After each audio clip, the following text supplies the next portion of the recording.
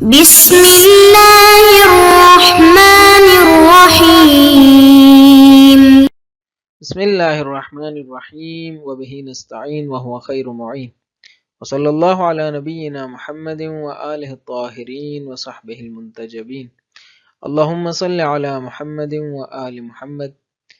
عزیز طلباء کرام، السلام علیکم ورحمۃ اللہ۔ تعارض ادلہ کی بحث جاری تھی اور آج ہم چوتھے قاعدے کی طرف بڑھ رہے ہیں، اور وہ قاعدہ ہے قاعدہ حکومت۔ قاعدہ حکومت سے مراد یہ ہے کہ ایک دلیل دوسری دلیل کے موضوع پر ناظر ہوتی ہے اور اس کو محکوم کرتی ہے، یعنی ایک دلیل آ کر دوسری دلیل کے موضوع پر اثر انداز ہوتی ہے۔ قاعدہ حکومت بنیادی طور پر شیخ انصاری سے منسوب ہے۔ شیخ انصاری نے کچھ تعارضات کو اس شکل میں حل کیا ہے کہ ایک دلیل اصلاً دوسری دلیل کے حکم کو مورد بحث قرار نہیں دیتی، بلکہ اس کے بجائے خود موضوع حکم پر بحث کرتی ہے اور موضوع پر ناظر ہوتی ہے، موضوع پر اثر انداز ہوتی ہے، اور وہ در حقیقت موضوع کے اوپر اپنا سلطہ جماتی ہے، اپنا تسلط جماتی ہے، اور اس کو یا وسیع کرتی ہے یا پھر اس کو تنگ کرتی ہے، مضیق کرتی ہے، اس کے دائرے کو چھوٹا کرتی ہے۔ تو اس کو کہا جاتا ہے حکومت۔ تو آج ہم اس حوالے سے اس قاعدے کی وضاحت کریں گے کہ ایک دلیل دوسری دلیل پر حکومت کیسے کرتی ہے، اور اس قاعدہ حکومت میں جو دلیل حاکم ہے وہ محکوم پر کیوں مقدم ہوتی ہے۔ تو چلتے ہیں سبق کی جانب اور قراءت متن کرتے ہیں۔ القاعدة الرابعة قد يكون أحد الكلامين دالا على ثبوت حكم لموضوع، والكلام الآخر ينفي ذلك في حالة معينة بنفي ذلك الموضوع. ومثاله أن يقال في كلام يجب الحج على المستطيع، ويقال في كلام آخر المدين ليس مستطيعا، فالكلام الأول يوجب الحج على موضوع محدد وهو المستطيع، والكلام الثاني ينفي صفة المستطيع عن المدين، فيؤخذ بالثاني ويسمى حاكما، ويسمى الدليل الأول محكوما، وتسمى القواعد التي اقتضت تقديم أحد الدليلين على الآخر في هذه الفقرة والفقرتين السابقتين بقواعد الجمع العرفی۔ یہ تو عبارت تھی جو ہم نے قرأت کر لی۔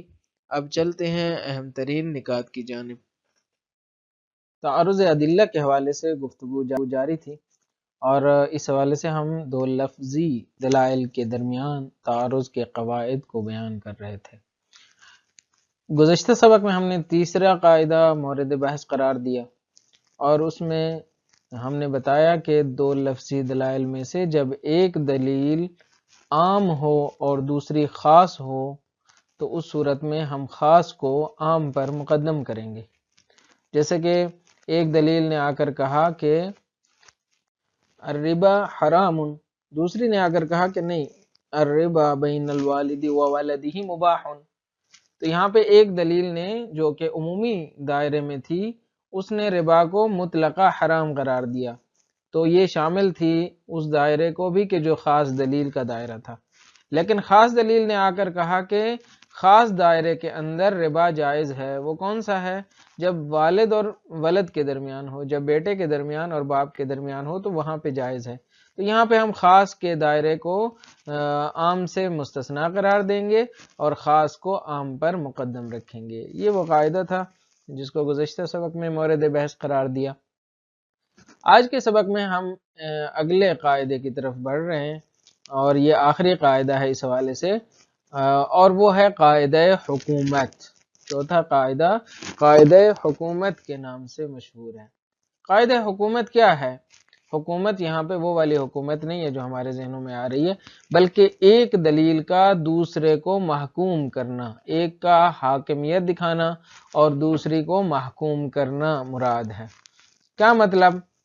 مطلب یہ ہے کہ دو لفظی دلائل میں سے جب ایک دلیل حاکم ہو اور دوسری محکوم ہو۔ وہ کیسے ہوگی؟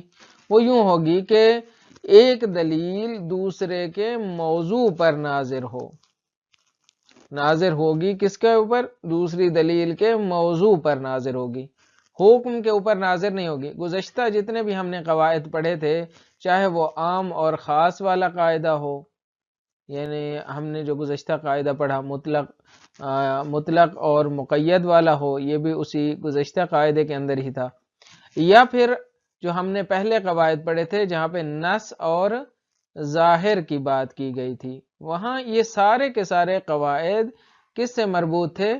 خود حکم سے مربوط تھے، خود حکم سے مربوط تھے۔ مثلا ہم نے کہا کہ ایک دلیل اباحے کے اوپر ہے، دوسری دلیل کیا ہے؟ حرمت کے اوپر ہے۔ تو ہم نے بتایا کہ حرمت کی دلیل جو صیغہ نہی کے ذریعے ہو، یہ ظاہر ہوتی ہے، یہ ظہور رکھتی ہے، اور اباحے والی دلیل عام طور پہ کیا رکھتی ہے؟ یہ صراحت رکھتی ہے۔ یہ گزشتہ مباحث میں ہم پڑھ چکے ہیں۔ لہٰذا یہ سارے کے سارے جو دلائل تھے، یہ ناظر تھے کس چیز کے اوپر؟ حکم کے اوپر، یعنی ایک میں جواز ہے، ایک میں حرمت ہے، ایک میں اباحہ ہے، یہ سارے۔ اسی طرح عام اور خاص میں بھی ہم نے جو مثالیں دی ہیں، وہ بھی دونوں ناظر ہیں کس کے اوپر؟ حکم کے اوپر۔ ایک دلیل مثلا یہ کہتی ہے کہ اکرم العلماء، دوسری دلیل آ کر کہتی ہے کہ لا تکرم العالم الفاسق۔ یہاں پہ کیا کہہ رہی ہے؟ یہ اس نے خاص دائرے کو نکال دیا، اکرم العلماء میں سارے علماء آ گئے، عالم فاسق نکل گیا بیچ میں سے۔ تو یہ بھی ناظر ہے کس چیز کے اوپر؟ حکم کے اوپر، خود حکم کے اوپر۔ کہ یہاں پہ ناظر ہے، دونوں دلیلیں ناظر ہیں حکم کے اوپر۔ ایک نے کہا اکرم، دوسرے نے کہا لا تکرم، لیکن موضوع علیحدہ ہے، موضوع کے اوپر یہاں پہ ناظر نہیں ہے، موضوع کے بارے میں کوئی بحث نہیں کر رہے۔ اب جہاں پہ حاکم اور محکوم کی بات ہے، وہ حکم کے بارے میں کچھ نہیں کہتی، وہ حکم کے بارے میں کچھ نہیں کہتی، بلکہ صرف موضوع کے اوپر ناظر ہیں، وہ موضوع کے اوپر ناظر ہیں، حکم کے اوپر اصلاً دوسری دلیل ناظر ہی نہیں ہے۔ یہاں تو حکم موجود ہے، اکرم لا تکرم، جبکہ وہاں پہ کیا ہے؟ موضوع پر ناظر ہے، اور موضوع کی نفی کر رہی ہے، موضوع کی نفی کر رہی ہے، یا موضوع کو وسیع کر رہی ہے۔ دونوں صورتیں ہو سکتی ہیں۔ اب ہم مثالوں میں چل کر دونوں صورتیں دیکھنے کی کوشش کرتے ہیں۔ مثال کیا ہے؟ مثلا ایک مثال یہ ہے کہ ایک دلیل آ کر کہتی ہے اکرم العلماء، اکرم العلماء، علماء کا اکرام کرو۔ دوسری دلیل یہ نہیں کہتی کہ اکرم المتقی، مثلا متقی کا اکرام کرو، نہیں، بلکہ کہتی ہے المتقی عالم، جو متقی انسان ہوتا ہے نا، جو تقوی والا انسان ہوتا ہے، جو پرہیزگار انسان ہوتا ہے، وہ بھی عالم ہوتا ہے، وہ بھی عالم ہوتا ہے۔ یہاں پہ یہ نہیں کہہ رہے کہ اکرم او لا تکرم، اصلاً اکرام کی یا حکم کی تو بات اس میں سرے سے موجود ہی نہیں ہے، حکم تو یہاں پہ سرے سے کوئی موجود ہی نہیں ہے۔ لیکن کیا جو چیز موجود ہے وہ کیا ہے؟ موضوع حکم ہے کہ المتقی عالم، متقی بھی عالم ہے۔ اور اب جب کہ وہ عالم ہے تو پھر کیا ہوگا؟ آیا اکرم العلماء والی دلیل کے اندر جائے گا یا نہیں جائے گا؟ ضرور چلا جائے گا، اس لیے کہ شارع نے کہہ دیا ہے اکرم العلماء، اور دوسری دلیل آ کر کہتی ہے کہ المتقی عالم، متقی بھی تو عالم ہوتا ہے، تو یہاں پہ یہ اس کو بھی شامل ہو جائے گی۔ یہ اثباتاً ہے، یہ نفیاً نہیں ہے، بلکہ ایک فرد کا اضافہ کر رہی ہے۔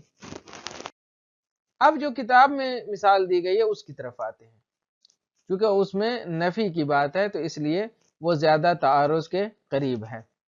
وہ یوں ہے کہ ایک دلیل کہتی ہے کہ یجب الحج علی المستطیع، مستطیع شخص کے اوپر حج کیا ہے؟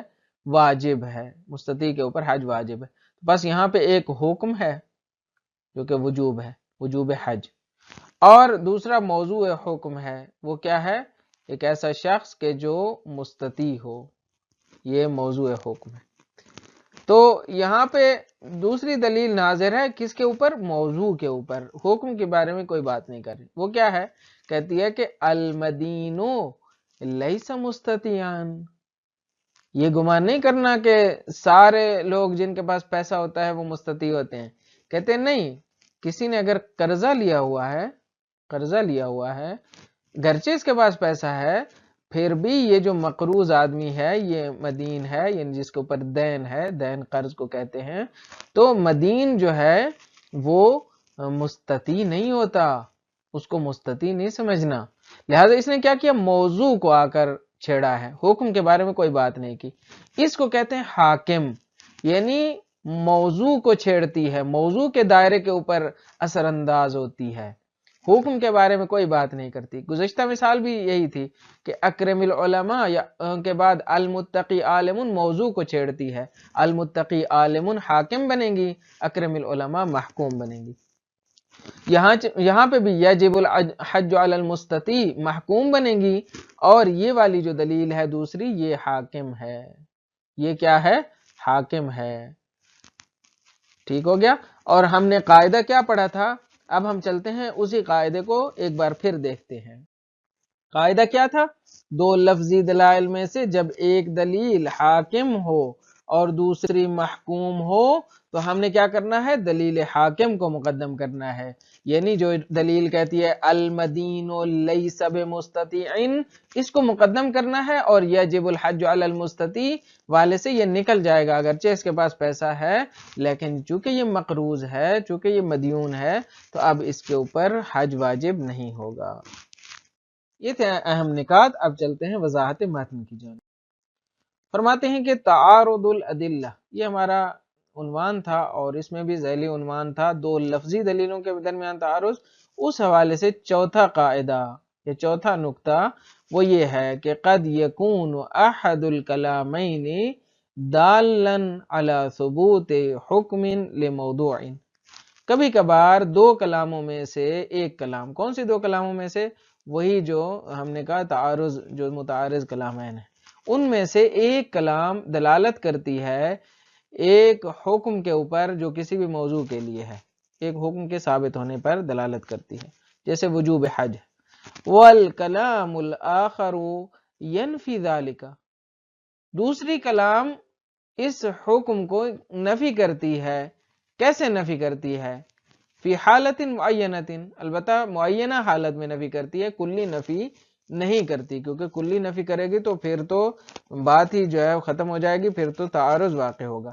لیکن ہماری صورتحال یہ ہے کہ معینہ حالت میں یعنی خاص حالات میں آ کر اس کے دائرے کے اوپر اثر انداز ہوتی ہے، اس کو نفی کرتی ہے، لیکن یہ نفی کس زبان کے ساتھ ہے، یہ مہم ہے، کہتے ہیں بِنَفْیِ ذَلِکَ الْمَوْضُوع، یہ جو نفی کا انداز ہے نا، طرز نفی ہے، میں نے پہلے مثالوں میں بھی وضاحت کیا تھا، یہ نفی کا انداز ناظر بے حکم نہیں ہے، ناظر بے موضوع ہے۔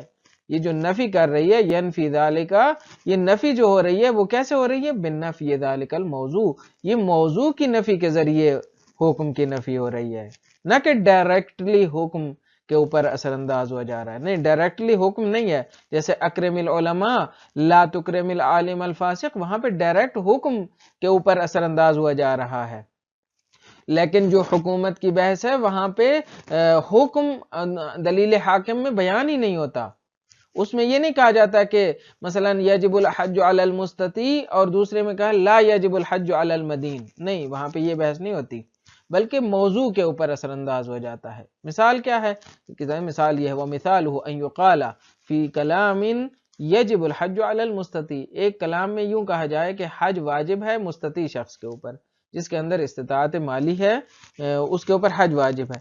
دوسری کلام میں وَيُقَالَ فِي كَلَامٍ آخَرَ الْمَدِينُ لَيْسَ مُسْتَطِيعًا، مدین اور مقروض آدمی وہ مستطیع نہیں ہوتا۔ اب یہ ناظر بے کیا ہے، حکم ہے یا ناظر بے موضوع ہے، یہ ناظر بے موضوع ہے، موضوع حکم تھا مستطیع، اس نے آ کر کہا کہ یہ جو خاص شخص ہے نا، یہ دائرہ معین یہاں پہ یہ ہے، یہ خاص جو شخص ہے یعنی جس کی یہ والی صفت ہے، یعنی جو مقروض آدمی ہے وہ مستطیع نہیں ہوتا، باقی جو پیسے والے شخص ہیں وہ مستطیع ہیں، لیکن جس نے اپنا پیسہ قرضے کے ذریعے نکلوایا ہوا ہے، قرضے نکلوا کے جو پیسے دار بنا ہوا ہے وہ مستطیع شمار نہیں ہوتا۔ کہتے ہیں فالکلام الاول یوجب الحج علی موضوع محدد، کہتے ہیں جو پہلی کلام ہے اس نے تو حج کو واجب کیا ہے ایک خاص موضوع کے اوپر، وہ کیا ہے؟ موضوع محدد، یعنی ایک معین موضوع کے حج کو واجب کیا ہے۔ معین موضوع کیا ہے؟ وہو المستطیع، وہ ہے مستطیع، مستطیع شخص کے اوپر حج واجب ہے۔ والکلام الثانی ینفی صفت المستطیع عن المدینی، جبکہ دوسری جو کلام ہے اس نے مستطیع کی صفت کو رد کیا ہے، نفی کیا ہے، عن المدین، ایسے شخص کے اوپر کہ جس کے اوپر دین ہے، جس کے اوپر قرض ہے۔ اذا تداینتم بدین، قرآن میں بھی قرض کے لیے دین کا لفظ استعمال ہوا ہے۔ کہتے ہیں فَيُؤْخَذُ بِالثَّانِي وَيُسَمَّ حَاكِمًا، اب اس قاعدے کا نتیجہ بتا رہے ہیں۔ قاعدہ کیا ہوا کہ جب ایک دلیل دوسرے کے موضوع کی طرف ناظر ہو تو یہاں پہ دوسری کو لیا جائے گا، فَيُؤْخَذُ بِالثَّانِي، یعنی اس دلیل کو لیا جائے گا جو اس کے موضوع کے اوپر اثر انداز ہو رہی ہے۔ وَيُسَمَّ حَاكِمًا، اور اس کو حاکم کہا جاتا ہے، وَيُسَمَّ حَاكِمًا وَيُسَمَّ الدَّلِيلُ الْأَوَّلُ مَحْكُومًا، اور جو پہلی دلیل تھی جس کے موضوع کے اوپر اثر انداز ہوا جا رہا ہے، جس کا موضوع متاثر ہو رہا ہے، اس کو کہا جاتا ہے دلیل محکوم۔ اب جو ہے ایک نتیجہ دیتے ہیں، اور وہ یہ ہے کہ فرماتے ہیں وَتُسَمَّ الْقَوَاعِدُ الَّتِي اقْتَضَتْ تَقْدِيمَ أَحَدِ الدَّلِيلَيْنِ عَلَى الْآخَرِ فِي هَذِهِ الْفَقْرَةِ وَالْفَقْرَتَيْنِ السَّابِقَتَيْنِ بِقَوَاعِدِ الْجَمْعِ الْعُرْفِي، کہتے ہیں کہ اس فقرے میں اور جو گزشتہ دو فقرے ہیں، یعنی جو دو گزشتہ قاعدے یا دو گزشتہ جو پیراگراف ہیں، اس میں جتنے بھی قواعد بیان ہوئے ہیں، اس میں جتنے بھی قواعد بیان ہوئے ہیں جنہوں نے اقتضا کیا ہے کہ ایک دلیل کو دوسری پر مقدم کیا جائے، کون سے وہ قواعد تھے؟ ہم نے ابھی تک 3 قواعد بیان کر دیے۔ کہتے ہیں اس فقرے میں ہم نے جو قاعدہ بیان کیا وہ کیا تھا؟ حاکم و محکوم والا۔ گزشتہ میں کیا بیان کیا تھا؟ عام اور خاص والا۔ اس سے گزشتہ میں کون سا بیان کیا تھا؟ نص اور ظاہر والا۔ یہ جو 3 قواعد ہم نے بیان کیے تھے، ان تمام کا ایک مشترکہ نام بھی ہے۔ وہ کون سا نام ہے؟ کہتے ہیں وَتُسَمَّى، یہ تُسَمَّى الْقَوَاعِدُ بِقَوَاعِدِ الْجَمْعِ الْعُرْفِي، ان تمام کا جو نام ہے وہ یہ ہے کہ ان تمام کو قواعد جمع عرفی کہا جاتا ہے، یعنی یہ ایسے عرفی قواعد ہیں جو دلائل کو آپس میں اکٹھا کرنے کے کام آتے ہیں۔ جمع عرفی کے مقابل میں جمع تبرعی ہوتا ہے۔ جمع تبرعی یہ ہوتا ہے کہ آپ اپنی منمانی کا جمع کرتے ہیں، آپ کے پاس کوئی چارہ نہیں رہتا، آپ کہتے ہیں بس یہ دلیل مستحب کے اوپر محمول ہوئی جا رہی ہے، یہ واجب کے اوپر محمول ہوئی جا رہی ہے، یہ تقیہ کے اوپر جا رہی ہے، یہ فلاں کے اوپر جا رہی ہے، ان کو کہتے ہیں جمع تبرعی۔